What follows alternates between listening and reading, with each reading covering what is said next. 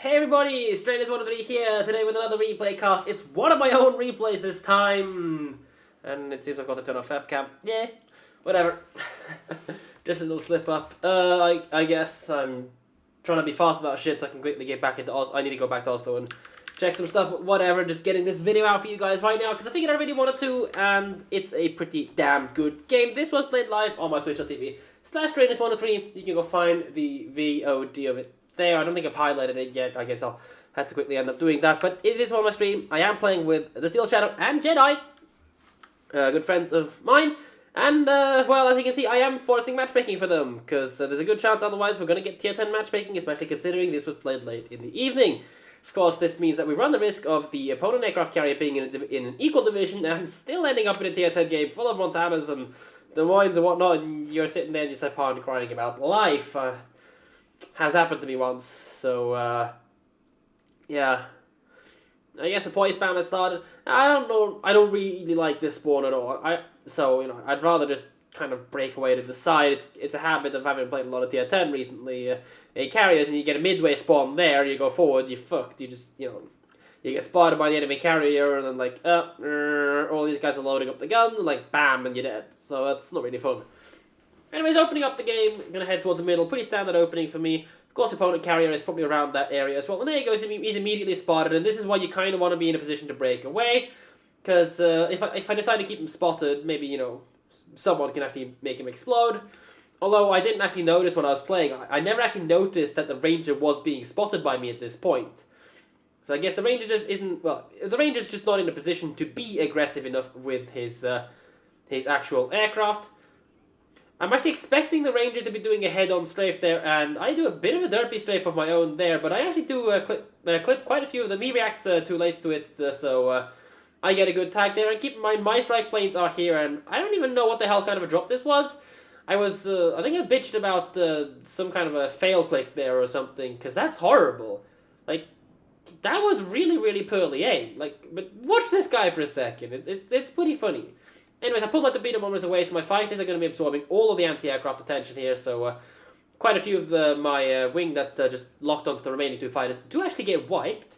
I mean, I was in range of this stuff in the back here for a while, and if this guy doesn't react, he would actually have kept going. You know, if my torpedoes had kept going, I would have clipped them, but I do strafe away a good bunch of his torpedo bombers as well, so, I mean, I lose quite a few of my fighters, so it's not the world's best trade, but I guess I get away with it fine enough, because the Ranger doesn't have many fighters himself either, so I'm pulling away to kind of consider cycling, but then again I see he wants to be a bit more aggressive with his dive bomber, so I'm going to put a retarded-looking head on strafe. I don't think I'm going to get much more than 1 or 2 planes here at all. Look away, even got 3s, that's a little spot of luck there, I guess. I'm gonna try to tag and panic the second squad, but I don't even know what the hell kind of strafe. Like on screen, I thought it was gonna hit, but apparently not. And now, again, just gonna line up, and this time, hopefully, if it doesn't react to this, I'll at least be able to strafe some of the way. But it's gonna be a throwaway squad because of the North Carolina. Again, I'm fine with that because my next fighter's already coming up. And there you go, it was a throwaway squad, and it tells me how much AA the North Carolina has as well, which is kind of useful for me later on in the game. So I've basically thrown away, for all intents and purposes, I've basically thrown 8 fighters away, and, well, I've killed some of his planes, but it's not really a great trade. I can't go throwing away planes like this indefinitely throughout the game, but, you know, for the most part, it's a Ranger, so it's not really the biggest deal in the world. Although you're going to see later on that this Ranger does get to pull off some really, really awkward bullshit as, you know, I mean, I've been thinking about this, and I think it's either a part of Wargaming's netcode that's been retarded over the recent times, as the Mars takes a center belt hit, which means I basically do full damage, and I line up a strike against the Stewards. But knowing that there's a cyclone coming in, I feel reasonably confident in my ability to just, you know, be aggressive against aircraft, get stuff done, and then, you know, get back into the game itself if needed. But the enemy team is doing a pretty hefty death blob over there. We've wiped out the western side of the map, and that's what I wanted to do with that strike. Just clean out the western side of the map and get in, you know, get ourselves back into the game. My divmate, Shadow, actually informed me that the enemy Ranger, while he was spotted, while I didn't even notice that, has been hit for a decent chunk of health. So if I do get lucky enough to, you know, I could potentially one-shot him. But at this point, I don't think I've properly contemplated the meaning of the cyclone. I just wanted to, go finish these guys off, and I wanted to be aggressive against the ranger to figure out what kind of a player this guy is, and just assert dominance, I guess. Get in there and, put the guy under some pressure at the start of the match. Because, ranger being ranger. Anyways, Agonize now decides to torpedo the middle of, I don't even know what. That's not going to go anywhere. Simple rule, you keep your planes and you torpedo at the last possible moment. You need to have enough health. He needs to get in there, trade the Atago, or at least do a lot of damage to him. But now there's an attack going against his Knights now. I'm perfectly fine to just let it happen, because this guy's fucked, and if the enemy carrier wastes planes on attacking the Knights now, it's a wasted attack from the enemy aircraft carrier regardless. So, if he does decide to attack, it's only good for us. Now, the problem is he's up in this kind of an area, and my team is down here. And I'm over here, so I'm just really far away, but there you go. You see the opponent carrier does completely waste a really, really stupid looking auto drop, but then again he was low enough HP that if he hadn't gotten deleted by torpedoes from the Autolol and the rest of the team that's chasing him down, it was a really stupid thing to commit. I would just hold back and, try to, attack maybe something, the Nagato or something. Of course, that's not knowing that my fighters would be there at this point, which I've now split up. I've got one set in the middle, one set further down south. Because at this point, attacking the stuff in front of him makes sense to try to get the team to push. Attacking the stuff behind, again, makes sense because it's, dealing with the pressure from behind. Because their team right now has very little map control overall, right? Anyways, without any destroyers left of them on their team, and our Farragut actually having picked up 2 kills, as we do assist in taking down the Mars, probably having a Chapaya radar or even the Myoko Hydro coming in handy there, I decide, screw it. If if Shadow did nick 15k health off the Ranger, I should easily be able to pick him up with a single torpedo bomber drop, right? And there you go, I find him at the moment. No one's really going to be in a position to engage that. I kind of don't pay attention to my fighters, and that just suddenly happens, and I'm like, okay, there's no way it's going to do too much damage to me. That was really retarded, because his fighter was here, and it was heading in this direction, and then suddenly just go, we're going to go in that direction. So, that's... I don't even know, but it just looks like the netcode from Wargaming's end is being really, really silly. So at this point, I'm thinking, alright, I'll just tag his fighter and then go and kill the Ranger itself, because he should now be under panic, so it's going to take some extra time to kill my fighter off, right? And I managed to kill one before it goes down, so now I'm just going to go, again, just intercept his fighter and keep it away, but, so, that should be fine, and you can see that the distance of a strafing is pretty good overall, but it's not, it's not amazing, so if I just keep my strike planes a little bit further down, I should be able to just intercept him at this point, but my plane's a little bit slower, and this point, look at that, you see that? This is his strafing. His strafing goes from here to about here, right? So I should be able to outrun it, right? And on top of that, this plane should have tagged that plane and stopped it from doing so, but of course it didn't, which meant that the strafing would have already been committed here, right? Which means if you just take this the distance of the strafing, you should see that, even from where my current plane is, and remember, he started strafing up here, my plane should be safe, right? I should just be able to run like this, and I'm safe, right? Apparently not. And then, of course, anti-aircraft gets some additional fail stacking, so I'm just going to disengage my fighter, knowing that it's a lost cause, because that plane's probably going to get killed as well on the way home, so that's just a waste of time and effort. So that was really complete bullshit on Wargaming's netcode from that, and this should never have happened, because this either should have caught him, or he should have been just simply out of range. Although I do kind of slightly fly in, but at that point he should have been ending his strafe, not being able to get that kind of ridiculous fail stacking. Whatever. Wargaming is Wargaming. 2017 is clearly the year of the carrier. Still, the enemy aircraft carrier is never going to achieve anything, because first of all, he doesn't know how to do proper drop. You saw that on the attack down there, and he's currently in a really, really bad position. I'm not really going to get to do much against this until the cyclone fully sets in, which of course it will. So I'm just contemplating, do I want to go finish him off, or do I actually need to put my priorities elsewhere? Because at that point, I've basically lost 5 additional fighters to Wargaming and 8 to my torpedo bombers. The torpedo bombers aren't going to be that big of an issue, because during the cyclone I can minimize my losses by just showing up on someone's face and dropping him. And the Ranger is 100% irrelevant at this point of the game anyways, because, well, he's not going to achieve anything. And that's me on stream just demonstrating some of the, the weird, the funky strafings you can do. And you can see, if, this has been patched now. You can't do this anymore. This 90-degree strafe has been patched for ages, so don't even bother. It doesn't work like that anymore. But that's one of the the things that I'm basically just explaining on stream, how the ridiculous netcode can work. But I guess the patch that fixed some of these weird 90-degree strafes broke them in the way that they made them possible. Well, they made them not able to do these silly 90 or 180-degree original strafes, because someone mentioned that it's a bug strafing, and I just said no, it isn't. It's just shitty netcode. Anyways, my target is currently the Duke of York. If I can get rid of him, it's it's a target to get rid of. I believe he might already have triggered damage control party. I do temporarily fly into the anti-aircraft range of the KGV as well, so I'm just going to extract to the north to get out of the KGV's area of operations as well. I only pick up 4 planes because the thing is not the biggest target, and it is rather small. NC blats out a Farragut, which is kind of unfortunate because that Farragut could have been in a position to kill the NC, but the NC's kind of out of the game as well. Our chopper just needs to head back in the get back with the team, and that should be perfectly fine. Right now, I'm just sending the planes in to poke in to find where the Ottogo and the Knights now are for my division mate, and to see if they've already launched torpedoes. Of course, in a cyclone, I can't actually see what's going on. You can see I'm moving my ship up here as well. Jedi's kind of moving up in this area, and I see that the ticking is still ongoing on the Duke of York, because I believe he didn't have a damage control party for some odd reason, which was kind of a surprise, but that's a very important thing to kill. It's a kill, it's what we need at this point. Plus, it suppresses this group over here that's coming in. You can see we kind of split up in the middle, middle, north, and southern group, but they're equally doing that. They got this Alabama and Ottogo that are also really far out of the game. That's a solo KGV over there, so if some torpedoes in there, or the Miyoko and Mogami together engage it, it should be easily doable for us. The Duke of York says good shot with the torps. No, it isn't really so much a good shot. And I actually expected the enemy carrier to be going after the Chapai at this point, but I guess he doesn't actually know where the Chapa is. So it turns out Jedi is the focus of attention right there. So I basically tell him to immediately trigger your defensive anti-aircraft to minimize the damage you take and the return path of the planes. Pretty much immediately tell me where the Ranger is. I'm for the moment going to ignore the Ranger. Let's see if he actually is going to evade my strafing or not. I don't think he, his planes can catch me at this kind of distance. I get 1. That's bullshit.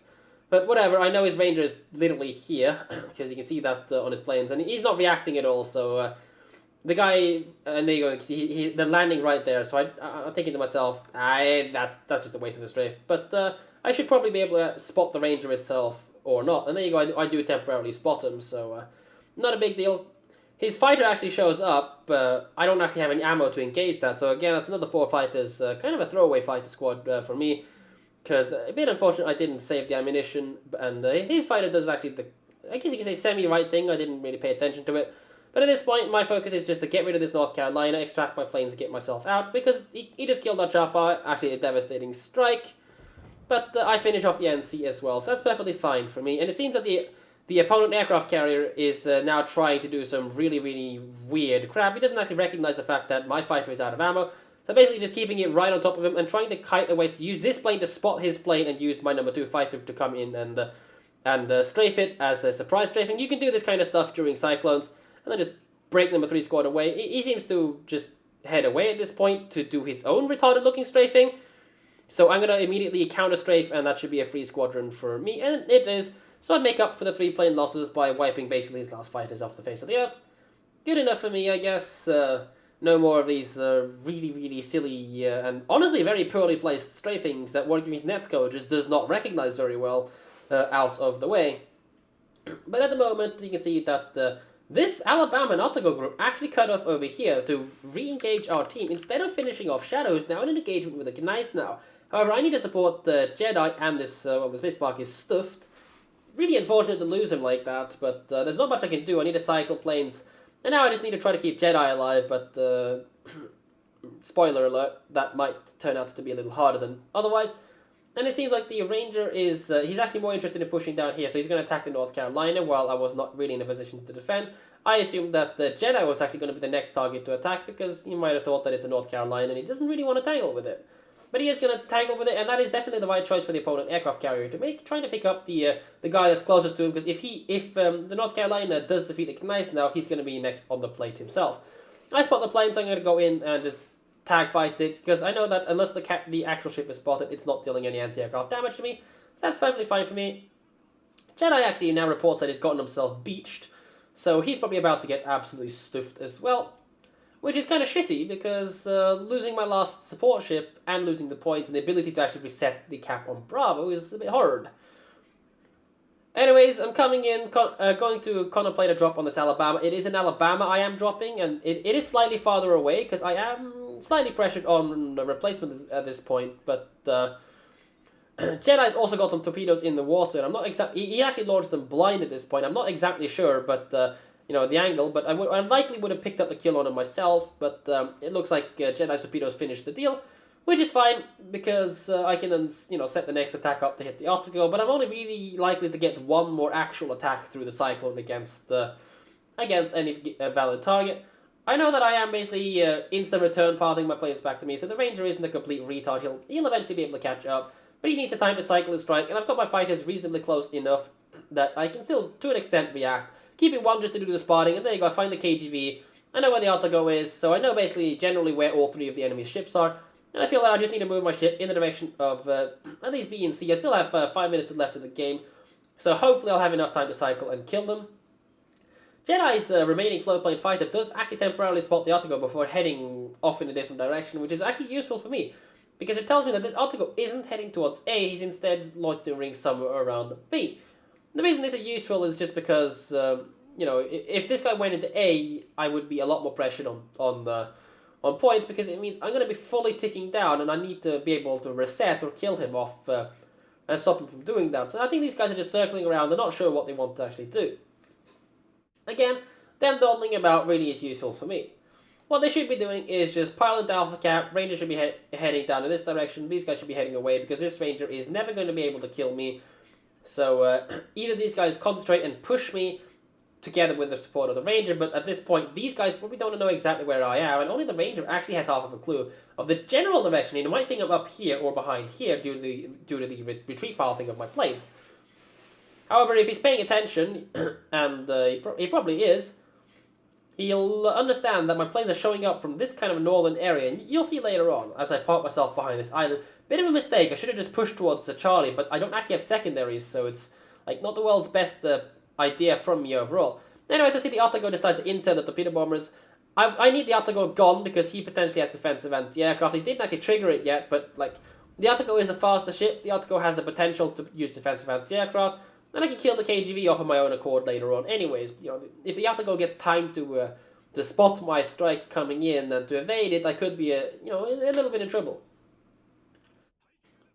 The KGV and the Altago now are doing the right thing. They're heading towards A, but time is starting to get low, and the KGV, he actually has a clue where I am, and I look at it good luck with that, mate. I'm behind the island. But really nice try there, actually. Really nice try. He only missed by 2 kilometers. So he clearly knows what's up.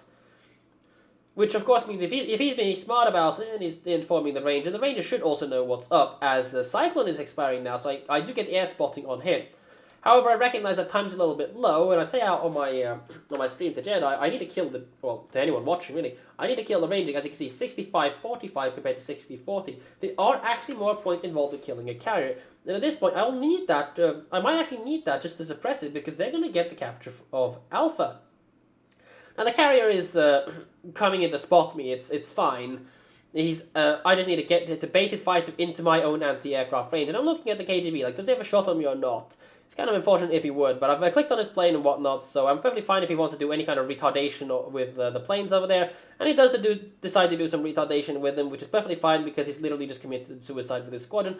I don't need to do any fancy strafings against him. I can just let my anti-aircraft whittle down the plane because I am letting it is easily in range.